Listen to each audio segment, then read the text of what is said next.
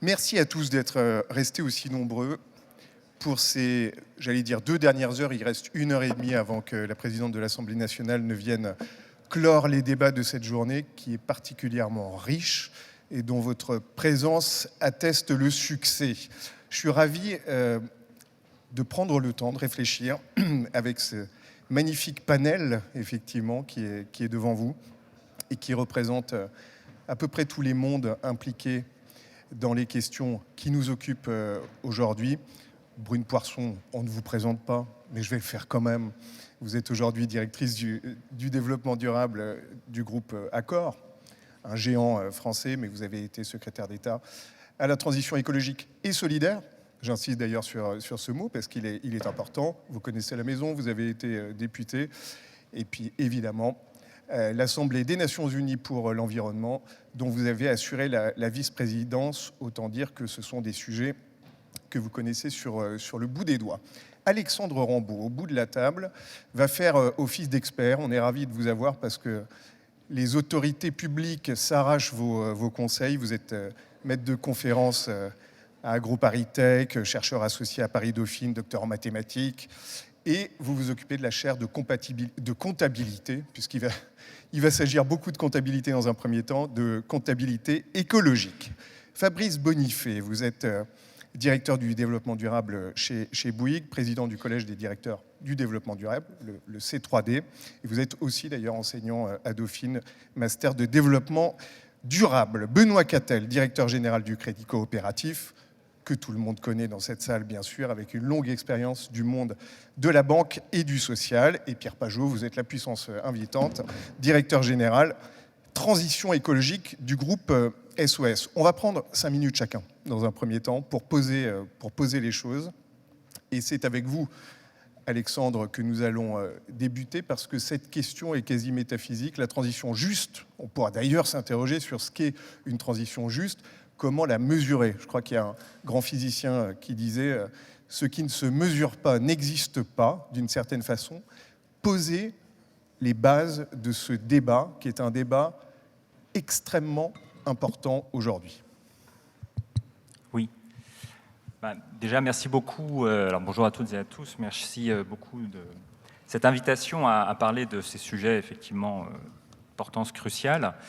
Et justement, j'ai notamment le plaisir de diriger le projet de recherche sur la question de la mesure d'impact dans le cadre de l'autorité des normes comptables. Donc on est en plein dans ces débats. Alors difficile d'intervenir après Patrick de Cambourg d'ailleurs, mais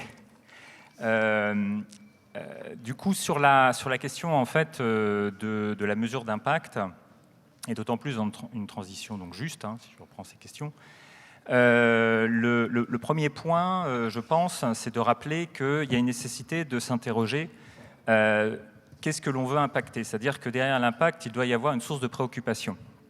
Et souvent, justement, cette source de préoccupation n'est pas complètement clarifiée, mais au cœur de la question de l'impact, en fait, même au-delà de mesurer en termes quantitatifs, il s'agit de prendre la mesure de quelque chose, la mesure d'une problématique, la mesure d'une préoccupation.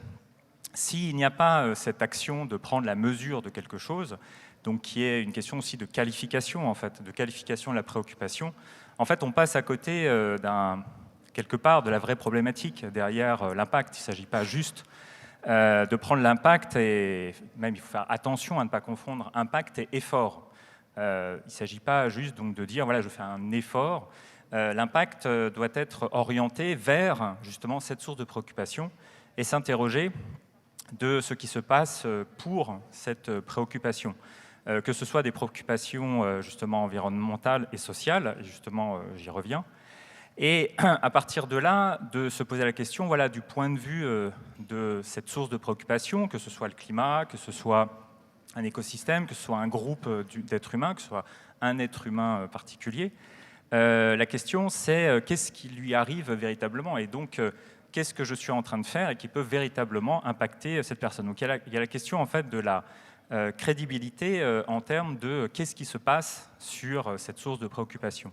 Ce qui renvoie à quelque chose qui a été d'ailleurs très largement mis en évidence dans beaucoup de travaux sur la question de l'impact, c'est la nécessité en fait d'établir ce qu'on peut appeler des sortes d'états de référence.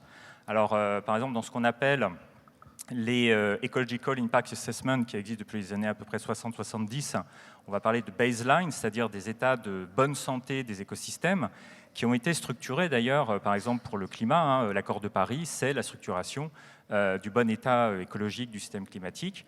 On a en Europe la chance d'avoir une directive qui s'appelle la directive cadre sur l'eau, qui malheureusement est encore trop peu connue, qui établit littéralement le bon état écologique des masses d'eau et qui permet en fait de savoir ce qu'est la bonne santé d'une masse d'eau. Il y a par contre des écosystèmes où on n'a pas ça. Par exemple le sol, ce qui pose un problème. On ne sait pas en fait conventionnellement ce qu'est la bonne santé d'un sol. Sur le volet social, on va parler de problématiques de décence, qui renvoient d'ailleurs à des questions de salaire décent. On va parler d'intégrité physique, psychique. Donc en fait, voilà, d'avoir ces questions autour de mais c'est quoi en fait une bonne santé? Qu'est-ce que être un niveau normal? Et évidemment, cette question est déjà une question qualitative, qui est une question qui problématise. Et à partir de là, et j'aurais tendance à dire uniquement à partir de là, on peut commencer à se poser la question de la mesure quantifiée, puisqu'il s'agit donc de comprendre des variations autour de ces états de référence. Et en comprenant que finalement, il va y avoir potentiellement deux activités au niveau de l'impact, si on est dans une classification, une qualification, et progressivement, je vais arriver justement sur la question comptable, qui est de se dire, eh bien, il y a certaines sources de préoccupation, qu'elles soient environnementales et sociales, qui ont été, pour des raisons X, Y ou Z, dégradées, c'est-à-dire en deçà, négativement parlant, de leur bonne santé. Et que, justement, un des impacts consiste à essayer de voir si on peut les ramener à un état de décence. Ça peut être lutter contre le changement climatique, mais la même chose se fait pour la lutte contre la précarité. Ça renvoie à une question qui, du coup, aussi est importante dans la question de l'impact, c'est qu'il y a une dimension aussi systémique, une dimension politique, c'est-à-dire de se dire il n'est pas normal qu'il y ait, par exemple, une précarité. Et donc, l'état de décence fait qu'on ne devrait pas être là, et donc on va essayer de lutter contre ça. Il y a aussi une autre vision de l'impact qui est de dire, à partir du moment où je suis sur un état donc, de bonne santé d'un écosystème, un état de décence d'être humain, etc., essayer de voir si je ne peux pas améliorer encore plus cette condition. Donc ça permet de voir, en fait, d'aborder à minima deux visions de l'impact. Et je parle de ça parce que, justement, et j'en arrive à la question comptable, le rôle du suivi et de la qualification précise de bien distinguer ce qui relève en fait de, on va dire, contrecarrer des impacts négatifs ou avoir des impacts qui permettent de relever des états de décence. Donc d'avoir tout ce travail extrêmement précis de qualification, de suivi, c'est le rôle en fait dévolu à la comptabilité historiquement. La comptabilité, son rôle, c'est de prendre en compte ce qui est important. D'ailleurs, au passage, on appelle ça la matérialité. Pour celles et ceux à qui ça parle, on parle beaucoup de double matérialité, puis ça a été évoqué aussi dans la journée. Actuellement dans les sujets de comptabilité écologique. Donc comment on prend en compte, comment on suit, comment est-ce qu'on établit les responsabilités aussi, c'est-à-dire derrière la question de la mesure, il y a d'un point de vue comptable la question du pilotage, c'est-à-dire qu'on ne mesure pas simplement pour s'amuser à mesurer. La question de la mesure doit renvoyer à quelque chose qui permet de piloter une activité, qui permet d'aller quelque part. Et donc, notamment, actuellement, on parle par exemple de plan de transition qui est au cœur de CSRD, la Corporate Sustainability Reporting Directive, qui a été évoquée, évidemment. Donc, il va y avoir la question de mesurer pour avoir aussi des plans d'action qui exigent aussi des budgets. Et là, on commence à arriver aussi sur une mesure qui est orientée selon donc l'estimation de ce qui se passe sur une source de préoccupation, et après la mesure des ressources financières qu'il faut mettre en avant pour permettre en fait un changement. Et donc ça permet d'aller aussi sur la théorie du changement derrière la mesure de l'impact. La mesure de l'impact, encore une fois, elle n'est pas là, elle ne peut pas être envisagée simplement, entre guillemets, pour se faire plaisir, c'est vraiment pour engager un changement, une théorie du changement. Et donc dans ce cadre-là, il y a une nécessité justement de mobiliser la comptabilité pour être cette caisse d'enregistrement et l'intégrer pleinement dans l'organisation, puisque la comptabilité, c'est le langage des organisations. Et donc, si on ne change pas en fait, le système comptable, on ne change pas en fait, l'architecture même de l'organisation. Et donc, il s'agit maintenant de progresser de plus en plus, et l'Union européenne va beaucoup dans cette direction d'ailleurs, sur quelque chose qui permettrait d'inscrire toutes ces qualifications, toutes ces mesures à l'intérieur même, au sein même des systèmes comptables. Voilà, c'est ça que je voulais poser en introduction. Merci beaucoup, le débat est posé. Effectivement, il est intéressant de ne pas confondre impact et effort. C'est effectivement très, très joli. Je pense que Brune Poisson, vous serez d'accord avec ça. Je sais que vous êtes très sensible aux indicateurs. Les indicateurs environnementaux sont entrés dans l'espace public depuis longtemps. Ils sont simples d'une certaine façon et souvent assez objectifs. Comment on mesure une transition juste ? Parce qu'il doit y avoir 300 personnes dans la salle et j'imagine que chacun a sa propre définition de l'adjectif juste. Comment on fait et comment on fait lorsque l'on est un géant comme Accor avec plus de 5000 établissements partout dans le monde ? Avant toute chose, merci beaucoup aux organisateurs. Je sais qu'on a souvent l'habitude de remercier en introduction, mais je pense que c'est important et c'est un signe à ne pas négliger de voir qu'on est encore aussi nombreux à la fin de la journée. Donc je pense que c'est une initiative qui était très attendue et qui est importante. Et j'espère surtout qu'on se reverra. Vous parlez des indicateurs et vous dites que j'aime bien les indicateurs parce qu'en fait, souvent, ils permettent de piloter. Et il se trouve que c'est pas forcément une habitude. À la fois, je sais que je vais en choquer certains dans la pièce, mais à la fois pour les grands groupes sur le côté ESG justement, mais aussi pour l'État qui a souvent l'habitude de déterminer des plans, de faire des plans et puis pas vraiment de se fixer une marche à suivre. Effectivement, ça change avec la CSRD, mais malgré tout, je pense que c'est crucial. Peut-être je vais prendre un tout petit peu de recul et dire en 2017, quand je suis arrivée au gouvernement, cette question de la transition juste, et avant les Gilets jaunes d'ailleurs, c'était vraiment quelque part le Graal. Souvent, j'ai eu beaucoup d'échanges avec évidemment beaucoup de différentes parties prenantes, et chacun me disait mais il faut mettre sur la table, il faut que vous arriviez à sortir une batterie d'indicateurs qui nous permettra d'avoir la mesure d'impact qu'on utilisera tous et qui nous permettra tous d'aller de l'avant et de montrer que la performance extra-financière est aussi importante que la performance financière. Il y avait ça d'un côté, puis il y avait l'autre côté aussi avec une vision assez politique, était de se dire c'est l'occasion pour l'Europe de reprendre un peu la main politiquement dans le monde, évidemment la France dans l'Europe et puis l'Europe dans le monde, en mettant et en travaillant sur des indicateurs qui soient non seulement cohérents, mais qui permettent aussi de défendre la vision européenne et la vision française. Et donc pendant longtemps, quand je dis on, c'est vraiment l'équipe gouvernementale à l'époque, on a essayé de travailler là-dessus. Et puis je vous avoue que j'en suis un peu revenue. Non pas qu'il ne faille pas défendre cette vision française, et je pense qu'énormément de travail a été fait. Patrick de Cambourg et Philippe Zawati l'ont souligné, et vous aussi d'ailleurs. Mais parce qu'à force de vouloir chercher la meilleure batterie d'indicateurs, les meilleures façons de mesurer, en fait, on se détourne un peu du vrai problème qui est de se dire non mais au final, il faut quand même travailler sur l'impact. Et surtout, au-delà de ça, qui est-ce qui est vraiment capable aujourd'hui de pouvoir mesurer de façon, en tout cas, suffisamment exhaustive et comme il le faudrait à ces questions de transition juste et plus largement même de reporting intégré puisque vous en parliez. Et ça fait que c'est extrêmement difficile et je pense que ce qui compte, c'est vraiment de se mettre en chemin. Et que finalement, ce qui compte aussi, c'est d'avoir plusieurs initiatives qui sont parfois, et croyez-moi, il y a quelques années, je n'aurais pas forcément dit ça, et qui sont parfois en concurrence les unes avec les autres, mais qui ont le mérite de faire avancer les sujets. Et surtout, je crois, qui ont le mérite, et ça c'est très important, peut-être la troisième remarque, c'est de dire qu'il faut partir de là où sont les gens, là où sont les parties prenantes.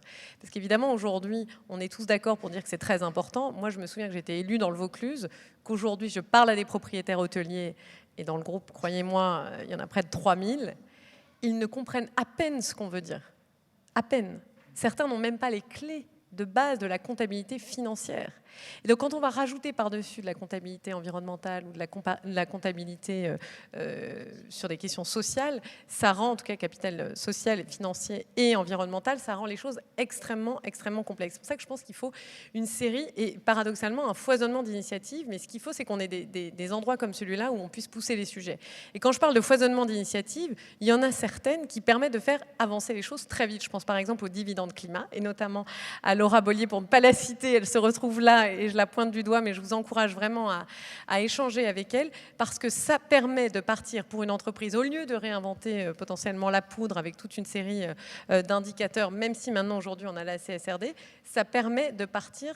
Et pourquoi je vous donne cet exemple, et je le détaille un peu, celui des dividendes climat, et vous allez me dire, mais c'est pas encore un standard, je dis pas encore à dessein, c'est parce que ça permet de partir et de là, comme je disais, là où les gens sont, de là où le directeur financier est, de là où le directeur potentiellement d'un hôtel est, de là où le patron d'une PME dans le Vaucluse est.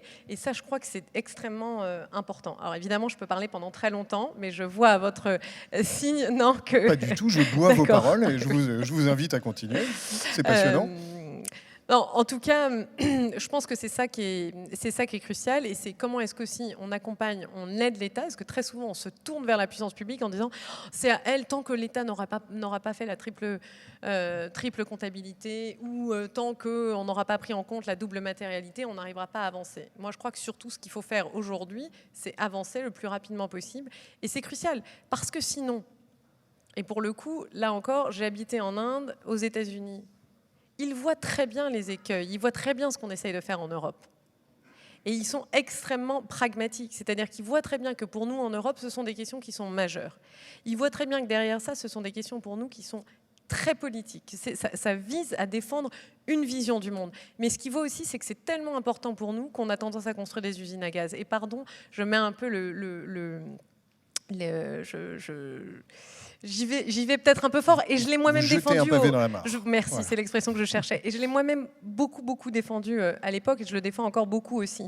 Mais ce qu'on voit, c'est qu'ils voient qu'on est en train parfois qu'on peut avoir cette tendance à construire une usine à gaz, parce qu'on veut tellement bien faire les choses, tellement défendre notre vision du monde, qu'ils se glissent dedans, et ils défendent encore la politique du moins offrant, le plus facile, et finalement ils finissent par imposer leurs standards. Et quand je vous disais que j'habitais en Inde, c'est parce que je le vois très bien. Ils se tournent évidemment vers les normes IFRS, regardent ce que font l'ISSB. Pourquoi je vous parle de ce pays-là? C'est parce que évidemment c'est un grand pays, mais c'est pareil ailleurs. Alors évidemment c'est pas le cas partout, mais c'est pour ça que je dis soyons extrêmement vigilants sur cette question-là, et surtout avançons en faisant aussi feu de tout bois.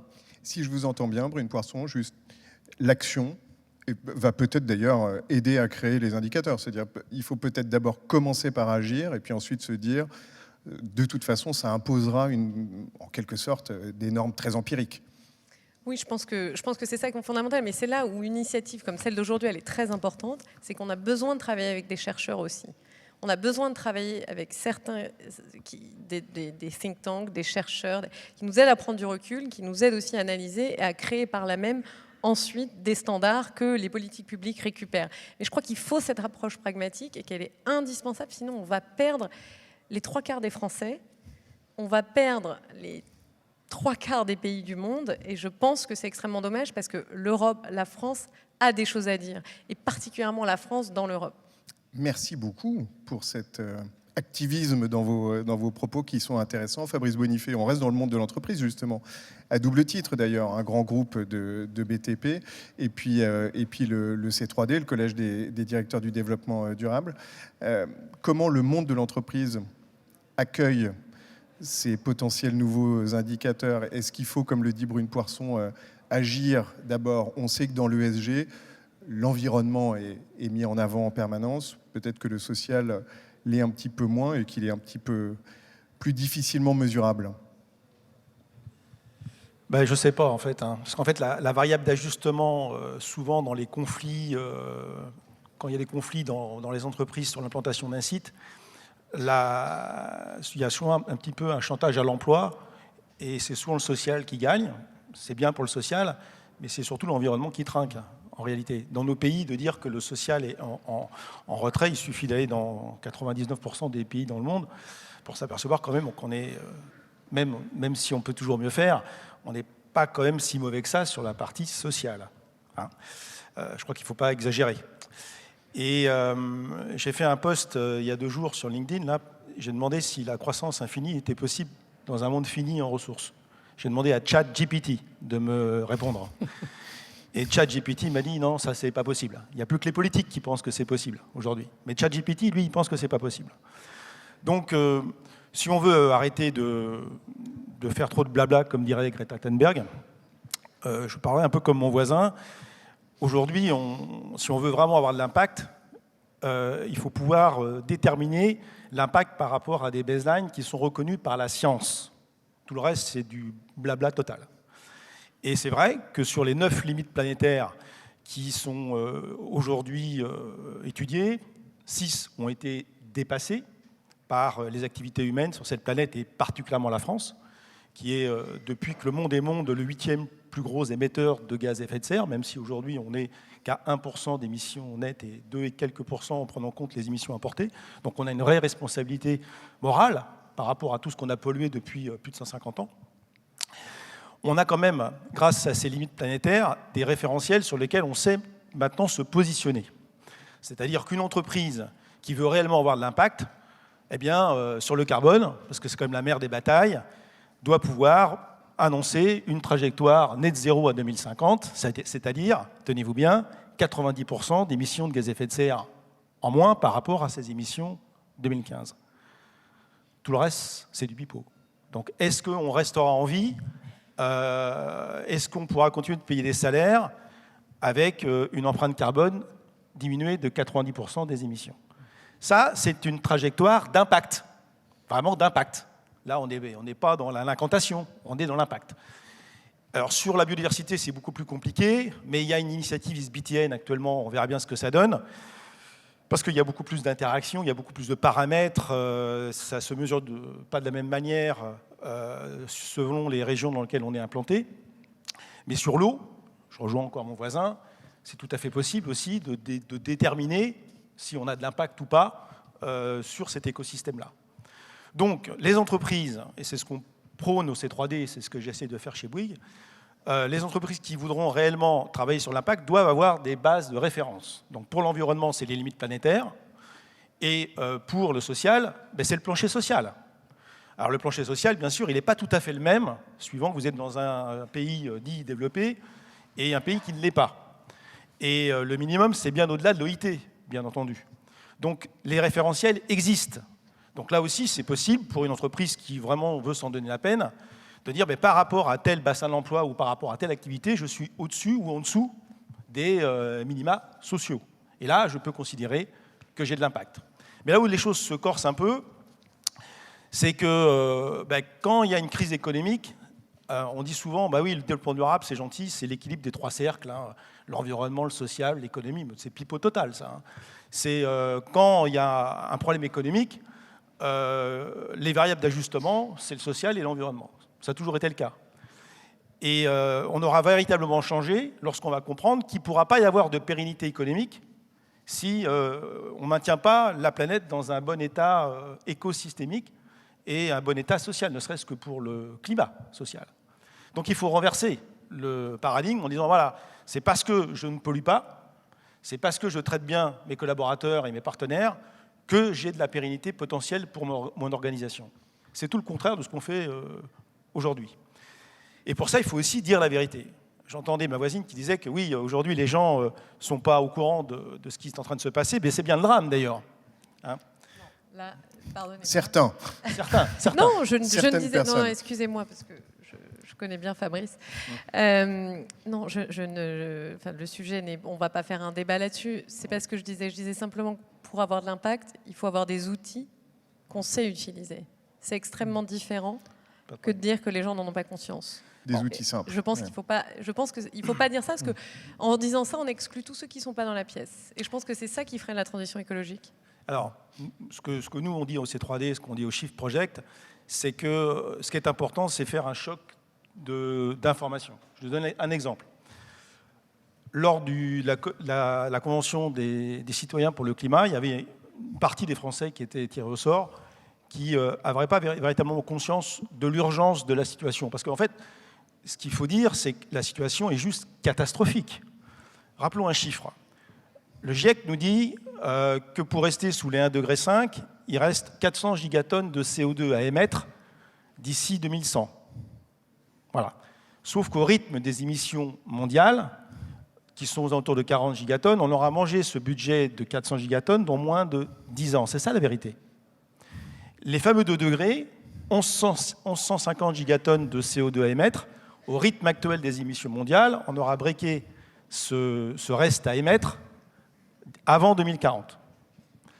Donc ça veut dire qu'au rythme actuel des promesses des entreprises, mais aussi et surtout des États sur leurs engagements climatiques lors des COP, on est sur un réchauffement moyen à 2,5 degrés, entre 2,5 degrés et 4,5 degrés, et on sait que les engagements qui sont pris sont quand même sujets à caution, car beaucoup d'entre eux sont pris, mais entre une promesse et la vérité des chiffres, c'est-à-dire mesurés en concentration de ppm, de CO2 dans l'atmosphère, il y a une sacrée différence.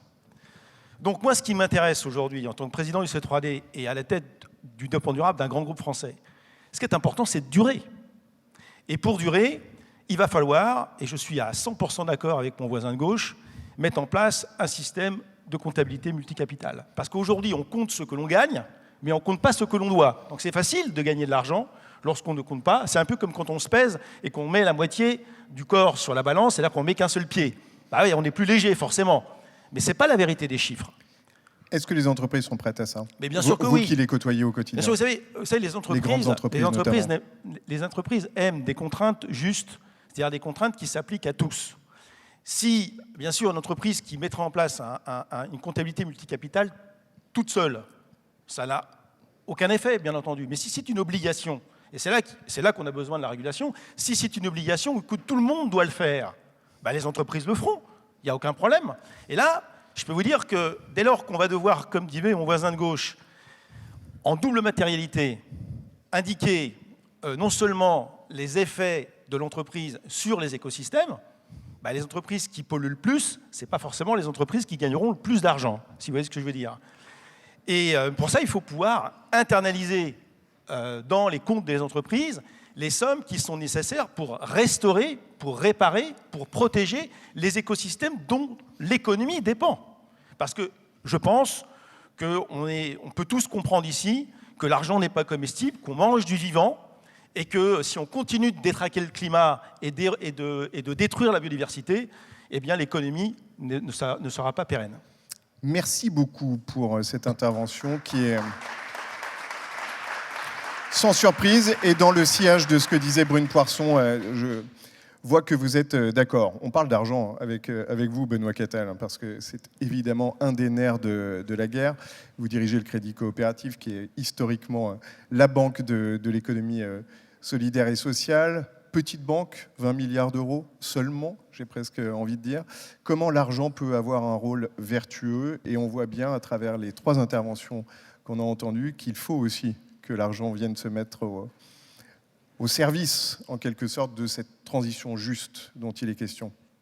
Bonjour à toutes et à tous. Alors évidemment, après vous avez entendu, et je connais ces chiffres, hein, c'est sûr qu'on se dit on prend une mauvaise direction, ou tout au moins on voit quelques éléments de résolution et en même temps on se dit c'est tellement loin que ça fait un peu peur. Moi je vais vous juste raconter l'histoire de l'entreprise dans laquelle je travaille. Voilà, c'est une banque. Alors, on est une grande banque, mais une petite banque, en fait. Hein, on est les deux en même temps. Je mettais des guillemets, petite. Oui, non, mais c'est vrai. Et ce qui est intéressant par rapport au débat sur l'action et la mesure, c'est que, en fait, j'y suis pour rien, parce que c'est mes prédécesseurs qui l'ont fait. On ne parlait pas du mot impact, hein, et on parlait encore moins de mesurer l'impact. Et pourtant, et ce n'est pas le cas que du Crédit Coop, mais moi je parle du Crédit Coopératif, il y a eu beaucoup de choses qui se sont faites. Quand je reprends quelques éléments de l'histoire, par exemple la finance de partage, c'est-à-dire se mettre d'accord avec des opérateurs pour réceptionner de l'argent et dire que les intérêts de cet argent iront dans une cause qui est une cause extra-monétaire au sens capitaliste, c'est quelque chose que le Crédit Coopératif a fait il y a 40 ans avec le CCFD. Quand on a créé l'idée de l'épargne tracée, c'est-à-dire de faire le lien entre les dépôts, donc votre argent que vous mettez dans votre banque et l'utilisation de cet argent, le Crédit Coopératif a proposé de vous demander votre avis. Qu'est-ce que vous voulez faire de cet argent? Vers quel projet le router? Et on ne mesurait rien.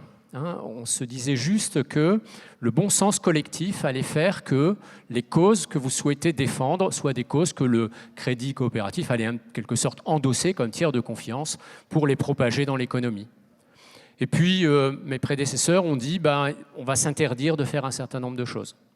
On ne va pas financer ce qui touche au carbone, enfin au pétrole, au charbon. Par contre, on va faire de l'énergie renouvelable.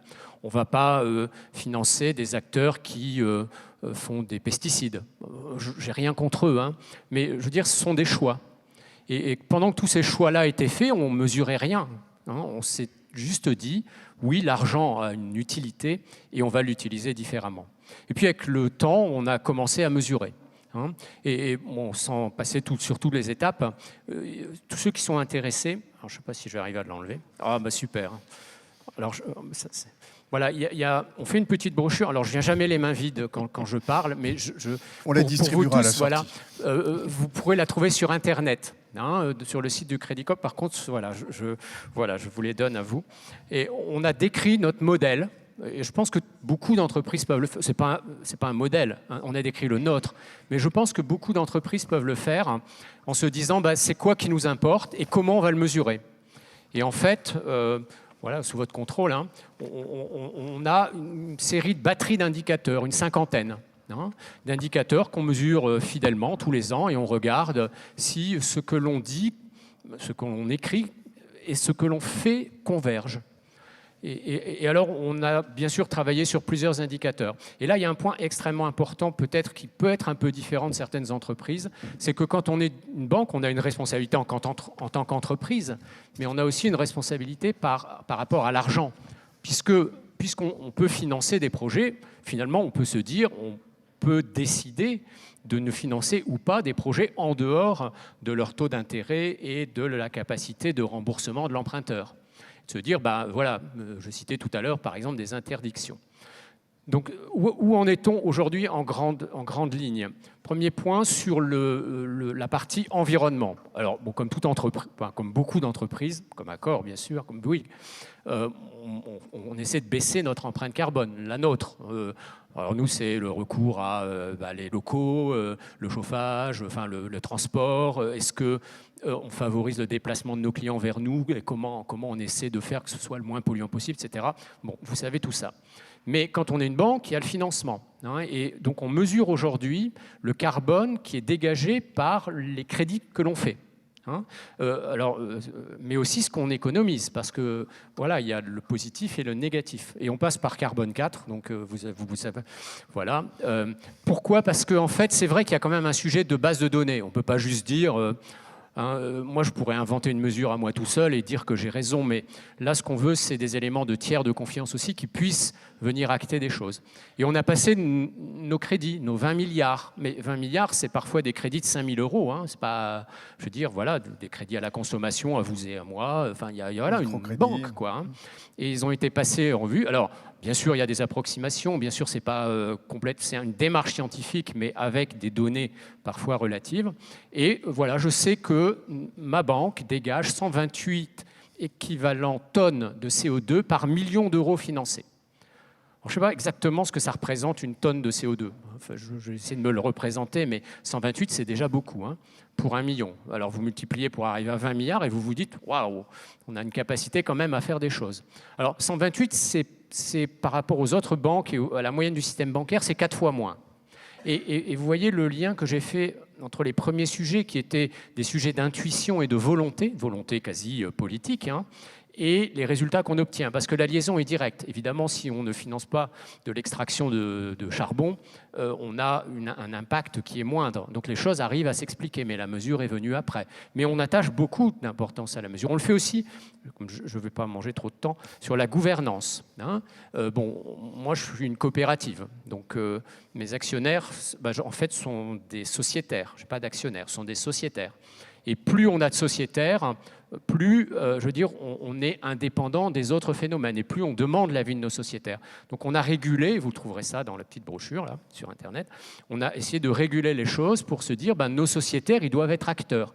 Donc le client crédit coopératif peut être acteur, il peut choisir où va son argent, mais il peut être aussi un acteur en disant on aimerait durcir telle politique, on aimerait que tel produit puisse exister, etc.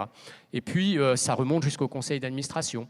On applique un certain nombre de règles de bonne gouvernance comme d'autres, je ne veux pas ici faire mon malin, mais comme d'autres, par exemple, comment on gère les conflits d'intérêts, comment on devient administrateur, c'est quoi le parcours électif d'un administrateur, comment on conserve, j'allais dire, des administrateurs qui comprennent ce qu'est la banque, parce que ça peut être un peu abscon, j'imagine dans d'autres métiers aussi, mais si on veut vraiment surveiller la coopérative, il faut former. Voilà, donc on a toute une batterie en la matière. On est par contre, je le dis, un peu plus faible sur le fait de savoir si on doit, puisqu'on est une banque et qu'on accorde des financements, on pourrait très bien s'intéresser à la gouvernance de nos clients. On est un peu réticent. On le fait on a une filiale d'asset management, mais à l'image de ce qui s'est dit dans d'autres choses. Donc, quand il s'agit de grands groupes cotés, on peut le faire. Donc, on a une filiale d'asset management qui fait attention à la gouvernance des entreprises dans lesquelles elle investit. Mais le faire pour des petites associations, ce qui caractérise le crédit coopératif, il nous semble que c'est un peu intrusif. Donc, pour les aspects gouvernance. Et puis, j'en viens aux aspects sociaux. Sur les aspects sociaux, comme toutes les entreprises, on fait attention à ce qu'on fait. Donc on a les indicateurs réglementaires, on a des indicateurs complémentaires. Et puis nous, en tant que banque, on a choisi de travailler avec l'univers de l'économie sociale et solidaire, qui n'est pas 100% de nos activités, c'est 40%, mais on est des gros acteurs sur ce sujet. Et puis ça permet, par capillarité aussi, d'embarquer nos autres clients dans cette dimension, parce qu'on est un peu connu pour ça. Et il y a des entreprises parfaitement sociétés anonymes, etc., qui rejoignent aussi, et je les encourage à le faire, qui rejoignent aussi le crédit coopératif, parce qu'ils savent qu'ils vont tomber dans un univers dans lequel ces questions sont sur la table, et sur la table de tous ces clients et de tous ces sociétaires. Voilà, donc sur les aspects sociaux, notre engagement, il est dans le financement de l'économie sociale et solidaire. Bon, après, ça peut dégager parfois du carbone. Mais je pense qu'on va laisser un peu de temps, parce que si on doit débattre des enjeux croisés de ces dimensions, il y a pas mal de choses à dire. Voilà. Alors, merci infiniment, on va faire la synthèse. Avec Pierre Pajot, on voit beaucoup de bonne volonté autour de cette table, du bon sens, la valeur d'exemplarité dont vous venez de parler, Benoît Cattal. L'indicateur, c'est aussi une forme de contrainte. Mais je vous laisse faire la synthèse de ce qui vient d'être dit avant de livrer quelques questions. Alors, pas simple de faire la synthèse de tout ça, il y aurait beaucoup à dire, mais ce qui est certain, c'est qu'il y a urgence d'agir, et ça a été rappelé, et un truc qui a été un petit peu dit à demi-mot, c'est qu'il y a urgence d'agir à l'échelle des enjeux. Parce qu'en fait, on se fait plaisir, parfois on parle de tonnes, de gigatonnes, etc. Et en fait, très souvent, on se trompe complètement d'ordre de grandeur et on se trompe complètement donc des actions à mener. Vraiment, c'est un constat régulier. Et donc, je pense que c'est le premier point très important. Le deuxième, c'est qu'il faut qu'on fasse très attention à ce que la transition, parce que le monde va changer radicalement, nos pratiques, l'économie va changer radicalement, ne mette pas encore plus de monde au bord du chemin. Il faut qu'on soit certain que la transition écologique ne devienne pas un facteur d'exclusion supplémentaire, parce qu'aujourd'hui, c'était rappelé par mon camarade juste avant, on est dans une société, en tout cas en France, à peu près juste, en tout cas on arrive un peu à le faire, mais les fondements sur lesquels il y a un peu de justice sociale en France, ils peuvent voler en éclats demain, si on ne met pas en place toute une série de dispositifs qu'on opère ici et là, quoi. Donc ça semble assez essentiel. C'est vrai que pour faire ça, il ne faut surtout pas s'attendre. Je suis d'accord avec Brune, si on commence à se dire « Ah bah alors attendez, on va voir le 8e colloque, la 87e COP, etc. » Il ne va rien se passer. Donc il y a vraiment urgence d'agir.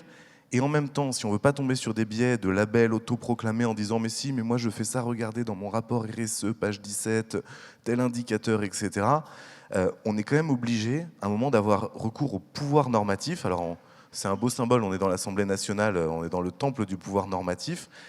Il faut qu'on s'y mette, et vite, et à l'échelle, quoi. Et donc je reprends ce que disait Alexandre tout à l'heure. Si à un moment on n'intègre pas profondément, dans la comptabilité, dans nos comptes de résultats, dans nos bilans, dans les comptes 6, dans les comptes 7, si vraiment à un moment on ne rentre pas dans du ultra concret, on va vraiment passer à côté du sujet. On a eu la chance de mener une expérimentation, je vais essayer d'être un tout petit peu concret avec un exemple, on a eu la chance de mener une expérimentation avec Alexandre justement sur des fermes, des productions de légumes ou de denrées alimentaires. Aujourd'hui, une ferme dite conventionnelle, en général, elle pollue les eaux. En général, elle réduit la biodiversité. En général, elle a moins d'emplois, donc elle détruit de l'emploi par unité de surface. Et ça, c'est une ferme, quand le banquier regarde, ou pas, peut-être pas le crédit coopératif, mais certains banquiers, ils disent bah voilà, c'est rentable, je vais lui faire un prêt sur 25 ans, c'est superbe, on va racheter un énième tracteur à 4 marches. Tant qu'on ne changera pas un tout petit peu notre paire de lunettes et qu'on se dira mais attendez, regardez, une ferme agroécologique à côté, elle, c'est pas qu'elle détruit l'eau, c'est qu'elle restaure la qualité de l'eau puisqu'elle filtre l'eau. C'est pas qu'elle détruit de l'emploi, c'est qu'elle restaure de l'emploi parce qu'il y a 2 à 3 plus d'employés par unité de surface. Tant que ça restera sur le côté un espèce de rapport RSE ou juste des choses qu'on se dira pour se faire plaisir entre nous à l'Assemblée nationale, il ne se passera rien. On ne sera jamais à l'échelle, quoi. Donc vraiment, je ne sais pas si c'est la synthèse et évidemment la solution, c'est pas que ça, mais c'est certain qu'à un moment, il faut qu'on aille un tout petit peu plus loin et vraiment ce pouvoir normatif, le fait de s'appliquer des règles communes d'intérêt général pour qu'on compte enfin ce qui compte, c'est absolument essentiel, quoi. Merci, c'est une excellente synthèse. Il nous reste qu'une dizaine de minutes, ce qui est triste. J'ai tellement de questions à vous poser. Alexandre Rambaud, quelques questions qui se posent chez beaucoup de gens qui peuplent un peu l'imaginaire collectif. Il y a notamment cette idée que l'environnement aujourd'hui, on parlait de cet exemple de ferme par exemple, c'est quantifiable. On arrive à quantifier. En revanche, sur des notions comme le bonheur au travail, par exemple, ou la justice sociale, on a beaucoup plus de difficultés à quantifier. Comment on réussit à avoir une comptabilité intégrée en ayant ces éléments qui peuvent paraître très subjectifs? Oui, alors effectivement, sur ces points-là, cette question de penser qu'on va arriver à quantifier tout et avoir des indicateurs quantitatifs pour tout, c'est pas possible. C'est pas et en fait, c'est pas le débat. C'est-à-dire que, par exemple, là, de choses très très concrètes aussi sur l'expérimentation qu'on mène dans les organisations sur le volet humain. En fait, tout simplement, la meilleure façon de se saisir de la question de la santé humaine et de la santé physique et psychique, c'est de discuter, de travailler main dans la main avec la médecine du travail. C'est-à-dire que, en fait, croire qu'une entreprise va récupérer certains indicateurs, une dizaine, vingtaine, trentaine, je ne sais pas, d'indicateurs qui vont gérer tout, c'est pas possible. En fait, il y a un besoin d'accompagnement avec des acteurs et des actrices qui sont à même de savoir comment travailler et, en fait, vraiment de façon approfondie et qualitative avec ces sujets de préoccupation, ces sources de préoccupation. Et pour donner un exemple, par exemple, quand il y a eu le développement du capitalisme industriel, où les entreprises ont été confrontées à des grosses machineries, les entrepreneuses et entrepreneurs, alors bon, il y avait des grands ingénieurs, mais les autres se sont pas dit, tiens, je ne sais pas faire fonctionner une machine, je vais me prendre 2 ou 3 indicateurs, puis ça va fonctionner tout seul et je vais m'en tirer. Non, ils sont allés voir des ingénieurs qui étaient en mesure de faire fonctionner les machines, qui ont été plus ou moins ensuite intégrés dans les entreprises, et on a réussi en fait à trouver une façon de travailler. On est à ce niveau-là, c'est-à-dire que pour arriver, par exemple, à définir les états de référence, une entreprise ne peut pas y arriver seule. Il y a des initiatives comme SBTI, SBTN, il y en a d'autres, donc il faut être accompagné. À partir de là, les états de référence, on peut en fait avancer, on peut savoir comment en fait les définir, même qualitativement. Et donc, à partir de là, on peut avoir un vrai accompagnement qui peut être intégré de façon qualitative, de la même façon que, encore une fois, dans tout le contrôle de gestion, et là, j'insiste, dans toutes les expérimentations qu'on fait, le contrôle de gestion est un élément clé dans la progression vers l'intégration comptable de ces enjeux. Une contrôleuse, un contrôleur de gestion, le qualitatif, il sait aussi le gérer. Il sait justement travailler comme ça. Donc ce n'est pas qu'une question de purement mettre des chiffres quantifiés. Il y a un moment donné, il faut donc arriver à travailler dans l'accompagnement au niveau du qualitatif. Et le quantitatif, en fait, entre guillemets, va suivre si besoin. Et surtout, ce qui va être important, c'est de définir des plans de transition qui puissent être, comme je le reprends, comme ça a été dit, chiffrés sur les coûts nécessaires pour avancer. C'est-à-dire, je dirais que La question de l'indicateur quantitatif, on ne l'aura pas, et puis sur tous les sujets, on ne l'aura pas, mais ce n'est pas un problème. Encore une fois, le contrôle de gestion le gère, et avec un accompagnement. À partir de là, on a des états de référence qui peuvent être donc définis collectivement avec un accompagnement. On peut donc estimer des écarts plus ou moins qualitatifs, plus ou moins quantifiés, et surtout, on a un pilotage avec des plans d'action et des coûts derrière. Et ça, là, pour le coup, on a une quantité qui apparaît et qui peut être réellement intégrée dans les modèles d'affaires. Donc on a déjà les moyens. On a déjà les moyens. On peut avancer, voilà. On peut avancer de façon très pragmatique. Et dernier point, je me permets en disant que la comptabilité est assez géniale là-dessus, c'est que en fait, elle a été capable d'assimiler des niveaux de complexité extraordinaires. À la fin du 19e siècle, quand on a passé les premières dotations à amortissement, c'est quelque chose qui était extrêmement complexe. C'est gérer en fait toutes les durées d'utilisation de toutes les machines d'un seul tenant. Ça a été vraiment très très difficile. Maintenant, une dotation aux amortissements, enfin, c'est plus un sujet. Toutes les entreprises font ça. Dans les années 20-30, quand il y a les unités d'œuvre pour le contrôle de gestion, ça a été une catastrophe. Il y a 30 ans pour que ça soit assimilé. Actuellement, toutes les entreprises d'un certain taille ont des unités d'œuvre, c'est plus un souci. Donc il y a une capacité à gérer la complexité qui a toujours été là. Merci beaucoup, Alexandre Rambaud. Autre image d'Épinal, et là je vous la livre, Brune Poirson, Fabrice Bonif et Pierre Pajot, parce qu'elle revient très souvent, une opposition entre l'environnement et le social.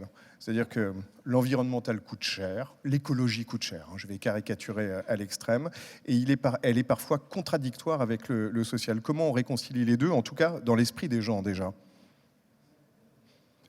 Allez-y, ne vous battez pas pour... Je suis sûr que vos réponses seront intelligentes à l'un et à l'autre. Je vais peut-être être un peu provocante, mais en mettant les questions sociales au cœur et avant même les questions environnementales. Probablement, il y en a certains qui ne seront pas d'accord avec moi dans la pièce, mais je pense que si on a commencé par travailler sur les questions environnementales, c'est parce qu'en fait, c'est un peu plus facile. Il y a la science, aujourd'hui, il y a des référentiels, on arrive globalement à quantifier. Et comme vous disiez, les questions sociales, c'est quand même beaucoup plus difficile, parce que malgré tout, on a plus de mal à gérer le qualitatif que le reste. Et par ailleurs, comment est-ce qu'on calcule tout ça ? Et donc, c'est pour ça que je pense que les questions sociales doivent être au cœur, vraiment, des politiques, en tout cas de l'autre comptabilité, au-delà de la comptabilité financière, des entreprises.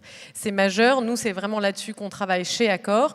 Évidemment, c'est plus difficile, c'est moins reconnu, c'est peut-être moins attractif, puisque là, je me place avec la casquette entreprise, peut-être moins attractif au départ et moins facile à expliquer aux jeunes qui veulent rejoindre des entreprises et le reste. Mais il y a des moyens, comme l'a dit Alexandre. Mais il y a des moyens, et je pense que les entreprises s'en saisissent absolument pas suffisamment. Et c'est la grande barrière qui nous arrive. C'est-à-dire qu'on peut faire les choses parfaitement sur le plan environnemental, parfaitement sur le plan comptable, financier, économique. Mais si cette question sociale, elle n'est pas au cœur de la stratégie de l'entreprise, et je crois que c'est la grande erreur, c'est qu'on a encore tendance à le mettre sur le côté. Parce que c'est tellement difficile et c'est tellement complexe comme question. Alors évidemment, je suis d'accord avec la question des limites planétaires, mais la réalité, et pour le coup, c'est peut-être parce que je l'ai vécu, entre guillemets, dans ma chair quand j'étais au gouvernement avec les Gilets jaunes, mais si on n'arrive pas à mettre ça au cœur, on n'y arrivera pas, on n'aura pas suffisamment, les entreprises vont perdre en légitimité, et c'est là-dessus qu'il y a un énorme travail à faire, mais qui suppose derrière aussi une nouvelle façon de travailler, des nouveaux partenariats entre les entreprises et l'État, entre les entreprises et les associations, les ONG, entre les entreprises et les centres de recherche. Et ça, c'est beaucoup, beaucoup plus difficile. Je pense qu'on peut y arriver, mais je pense que c'est une question qui, aujourd'hui, est encore pas suffisamment mise au cœur du travail des entreprises. Et il faut peut-être une transition encore, Fabrice Bonifay, pour en arriver là, pour que les deux ne se regardent pas comme des ennemis. Le sujet, c'est aussi, on l'a pas évoqué ici, pourtant ça tombe tout le sens, c'est la réduction des inégalités. Voilà. Donc aujourd'hui, c'est quand même assez criant, y compris dans la société française. Alors, c'est pas propre à la France, hein, mais ça se voit aussi un peu. Et ça, je pense que les gens en ont un petit peu marre aussi de tels écarts. Il y a des choses à faire, hein, encore une fois, dans la législation pour réduire ça, hein, sur la facture proportionnelle, voilà, il y a quand même beaucoup de choses qui pourraient être mises en place pour que ce sentiment d'inégalité diminue. Mais moi, j'insiste parce que de toute manière, l'économie va se contracter, qu'on le veuille ou non. au bout d'un moment, il va bien falloir dire la vérité aux gens. C'est vrai qu'il y a sans doute, et je suis d'accord avec Brune sur le fait que les gens ne sont pas forcément informés de ce qui se passe, mais c'est bien d'ailleurs le problème.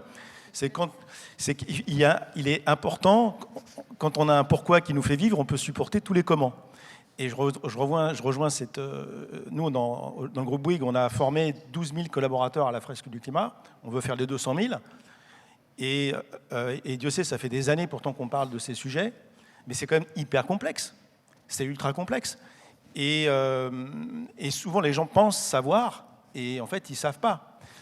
Parce que c'est complexe, précisément. Et si on veut vraiment les rendre acteurs, leur faire comprendre que le monde va changer de toute manière, et que nos modes de vie, ils vont devoir évoluer de toute manière, et que le mode de consommation d'aujourd'hui, même de ceux qui n'ont pas grand-chose, vont devoir évoluer aussi, ça nécessite un choc de la pédagogie.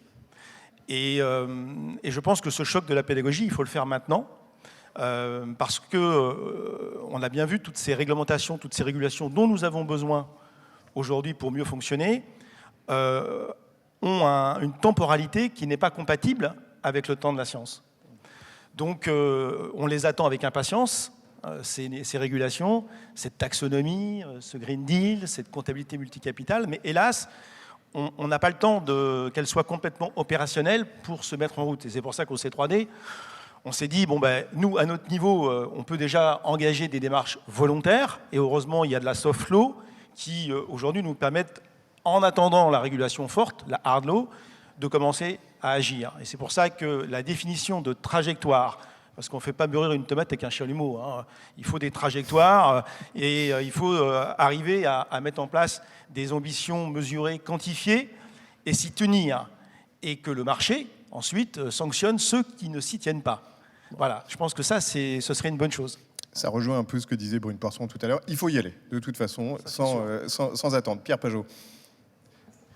Fais pas dorer des tomates avec un chalumeau. Non, enfin, bon, effectivement. À un moment, déjà, il ne faut pas manger de tomates à la il faut les saison, faire dorer hein. et il ne faut pas manger de tomates en ce moment, effectivement. Pas de tomates en ce moment. On nous fait signe que c'est bientôt terminé. Oui, je fais très très vite. On est à 2 minutes de la fin, mais... Génial. Juste pour partager, peut-être, pour finir en tout cas sur une touche un peu optimiste ou en tout cas positive, c'est de dire que la transition et la transition écologique, c'est aussi énormément de nouveaux métiers, des métiers sur la mobilité douce, sur l'agroécologie, des métiers sur l'énergie durable, etc. Et que tous ces nouveaux métiers, ce sont des formidables vecteurs d'inclusion professionnelle. Et donc, qu'une manière de réconcilier peut-être social et environnemental, c'est clairement le fait que tous ces nouveaux métiers, on doit s'en servir comme des supports à l'inclusion professionnelle. Et le deuxième élément, qui est plutôt dans l'autre sens, c'est que si on veut vraiment que la transition écologique ne soit pas un facteur d'exclusion supplémentaire, à nous de construire des dispositifs et de les opérer à l'échelle. Je vois dans le groupe SOS, on opère par exemple une association qui s'appelle Andes, qui est dédiée à l'aide alimentaire. Sa mission, c'est de donner accès à toutes et tous à des produits frais, bio et ou locaux, à 10 ou 30% du prix. On est en train de réfléchir à un programme pour faire de la rénovation énergétique pour 3000 ménages précaires. C'est-à-dire qu'on peut mettre en place un peu des amortisseurs ou des programmes spécifiques pour ceux et celles qui en ont le plus besoin. Et ça, on est capable de le faire aussi, quoi. Donc, si on s'organise, si on planifie, moi je suis d'accord, je pense que c'est peut-être une des grosses forces de la France, c'est d'avoir réussi parfois à planifier des choses, qu'on planifie, qu'on s'y tienne et qu'on soit à l'échelle, quoi, qu'on y aille. 30 secondes pour finir avec Benoît Cattal, parce que je veux être juste dans cette table ronde aussi. Moi, citoyen lambda, est-ce qu'avec l'argent que j'ai dans mon bas de laine, est-ce que je peux aider à cette transition juste ? La réponse est oui. Oui, voilà.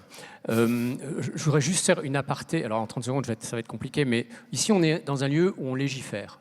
Il faut faire attention quand on légifère sur un sujet, sur les effets de transbordement qu'il peut avoir sur les autres sujets. Aujourd'hui, je ne suis pas persuadé, vu du régulateur bancaire, qu'il y ait une convergence ou je veux dire une même mise à niveau des enjeux climatiques et des enjeux sociaux. Par exemple, quand ils évaluent, j'allais dire, le bilan d'une banque, ils sont très sur le climat et très peu sur le social. Ainsi, on peut avoir des législations qui se mettent en place de manière, qui impactent et qui opposent la transition énergétique et la vision sociale. Par exemple, finance-t-on aujourd'hui en France les biens qui ont des mauvais ratings, les passoires thermiques ? C'est très mal noté par la régulation, donc on peut arrêter de les financer, mais le sujet c'est qu'à l'intérieur de ces logements, il y a souvent des gens qui ont un niveau social pas les plus élevés. C'est pas qu'ils vivent dans une passoire parce qu'ils aiment ça. Et on voit bien que ces éléments-là, quand les régulateurs, alors là c'est supra-France, hein, mais ici on légifère aussi, quoi. Donc il faut qu'on soit vigilant collectivement à ce genre de choses, parce que sinon on va orienter et creuser les écarts. Après, donc, ouais, vous pouvez faire plein de choses avec votre argent. Il faut être, voilà, c'est...